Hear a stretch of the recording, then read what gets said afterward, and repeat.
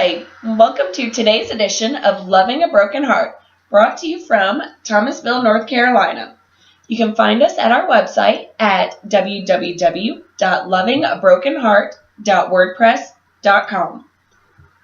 We'd like to thank Jenny and Nick for allowing us to do this special session on adoption. My name is Kim Russell, and I was born with a congenital heart defect, pulmonary atresia, double inlet left ventricle, and chronic cyanosis, meaning that I have low oxygen saturation. I was born in 1960, and I tell you a little about my life. I was diagnosed and had surgery at 3 months, and I had 2 additional surgeries. You may be familiar with my book. I won't go into more details because you can read it in there. But I would like to talk about specifically dating, marriage, and adoption. So my parents were always ones who would we were always open about my heart defect. There was never any big deal. I went to the doctor. I came home. And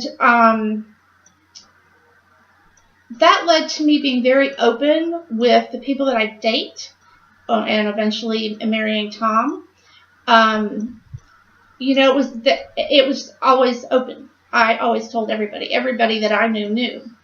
And so when I met Tom and I knew there was a possibility of getting married, I talked to him about that. And I just said, I want you to really think this through because we don't know what the future holds, as no CHD patient ever does.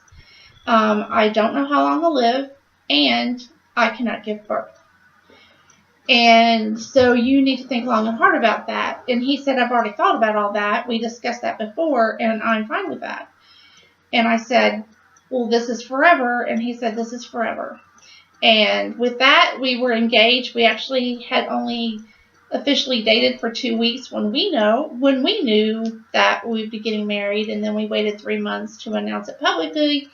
And we were married about 9 months later. We'd been married about 6 months, and the phone rang, and it was a lady telling me that she knew somebody that knew somebody that knew somebody, about 6 people down the line, that was giving a child up for adoption, and would my husband and I be interested? And of course we were, and so she gave us some information, and we moved forward and contacted an attorney and started the ball rolling.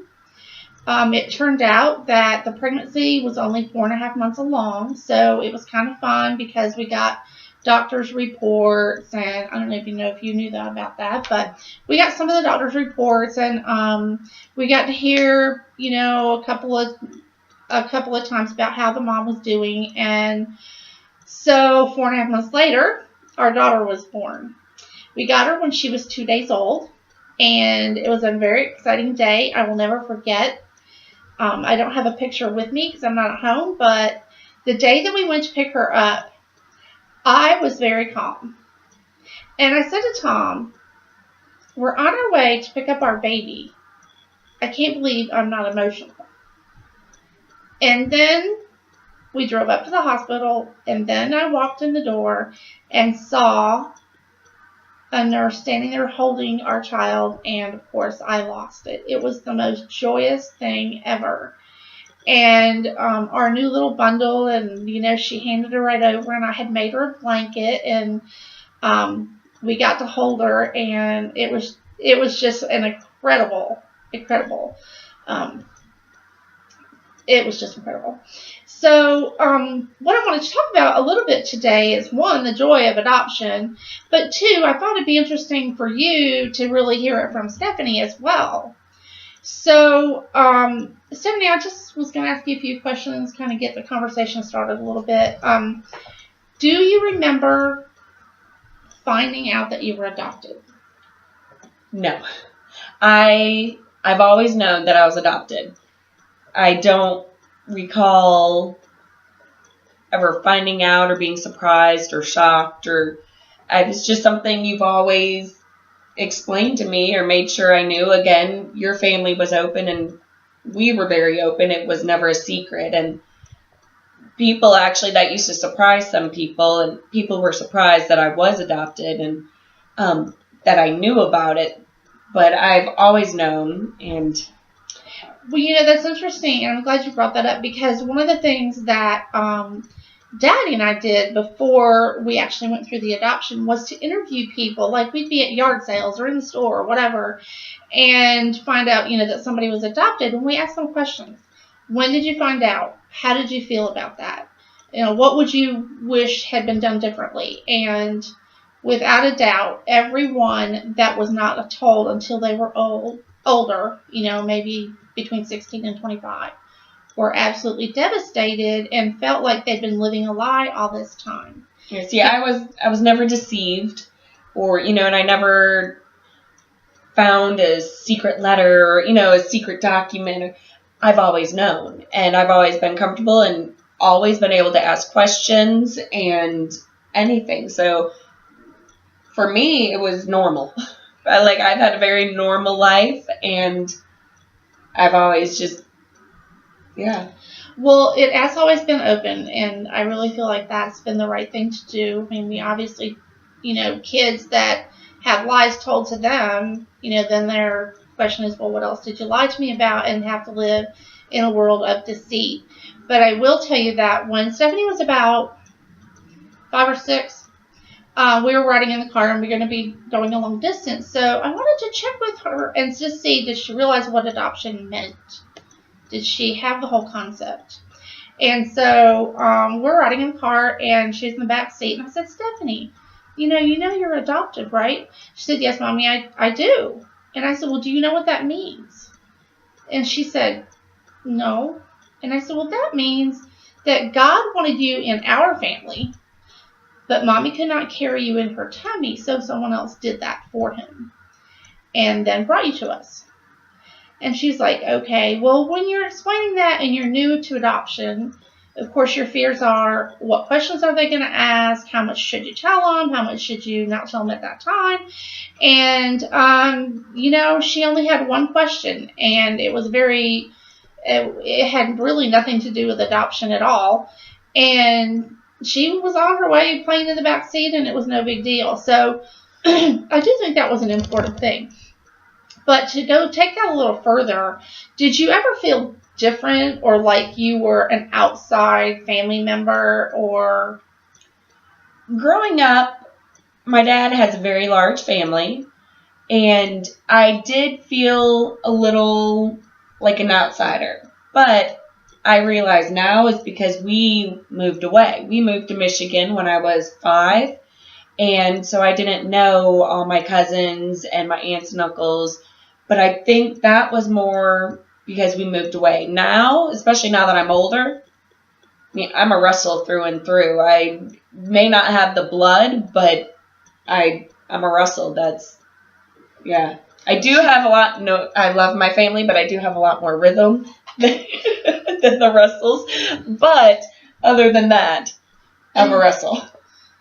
And have you ever been in a circumstance that made you feel different or, have questions? Or no, like maybe when you were a teenager? I mean, when I wouldn't say I felt different, but when I was about 16 and curfews were just ridiculous, I do know, I remember I was with my friend Brittany, and we went into her bedroom and we called the hospital so that I could find out who my birth mother was, because my adopted mother just didn't understand the rules of teenagers, and I couldn't have a curfew. So they wouldn't give me any information, but I just knew my birth mother wouldn't put a curfew on me.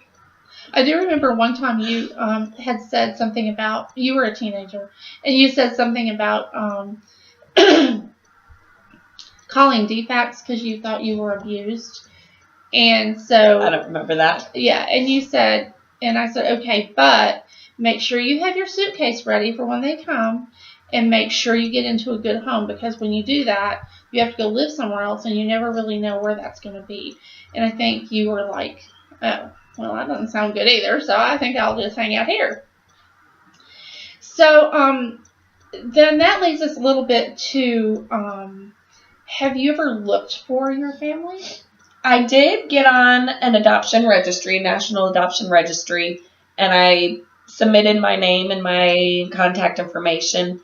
And all that was free. I haven't made it to the next step where you pay and supposedly they contact your family, because I just haven't done that yet. But I would like to know my medical history and what may be in my background and what I am. My dad swears I'm Irish, but I'm not, I don't know. That I think would be fun. I would love to know if I have brothers and sisters, but that's about it. I haven't done a whole lot of research. So, I can say that if she had said that 10 years ago, I think I would have been defensive about it, probably. I would never stop her. And, well, really, since she was 18 and came to a certain point in her life, I've encouraged it for her to find her birth family, because I feel like that's part of who she is also. But my thing, I'm not looking for a new family. Right. And that, my parents are my parents. I don't consider them adopted parents. They're my parents. I consider my birth mother. That's just what I call her. But parents that's you and dad. And there's no question. And so that I think is, I know I need to find my medical history. I think it'd be very helpful and beneficial. Thank you. Very beneficial, but I mean, you and dad, y'all are my family, and that's never a question or a doubt or a concern. I think it'd be fun and not entertaining, but I think it'd be exciting to find, blood relatives, especially since I was adopted in Cobb County. Maybe I know some of my blood relatives and never knew it. I just think that kind of stuff, it'd be fun. Yeah, I think it would be too. And I also think about their family and knowing how many of them know about you but have no way to contact you. I feel honestly very sad for your birth mother, because she was not able to experience raising you and how much fun you are and what a blessing and what a beautiful person you've turned out to be in spite of us. And so the reason I'm bringing this up is because for young parents who are looking into adoption, you have a different aspect or a different perspective, I guess, as young parents in answering all those questions. And we're hoping that we have answers on those questions. I would say, though, yes, one of the questions is, if I recall correctly, you didn't answer the phone for the first 10 days that I came home. Yes. Well, when she, real quick, we only have a minute and a half, but yes, this is true, because when we first got her, there was a 10-day waiting period that the birth mother could have changed her mind. And we were selective about when we answered the phone. And then after those 10 days were over, we didn't go to court for 3 months to actually make it official. That's true. But even that time, I think I just felt like God had this plan, because he told me early it was going to be a girl. She's a girl, and I just had the confidence in the Lord, and he gave me the strength. And, once it was official, it was very exciting. And I think you always have that little bit of concern about them contacting you or any of that. But the longer you go and the more open you are, the less you have those anxieties. And even if you do, you discuss them. Tom and I discuss it. We discuss it now. So that's just a little insight into adoption. I pray that if you're going through looking into adoption, that this would encourage you to do so. And if you have any questions, please contact us. My website is www.kimsheartbeat.com, kimsheartbeat.com. And you can contact me through that and learn more about our situation. Thank you so much for coming, and we'll see you soon. Bye. Bye.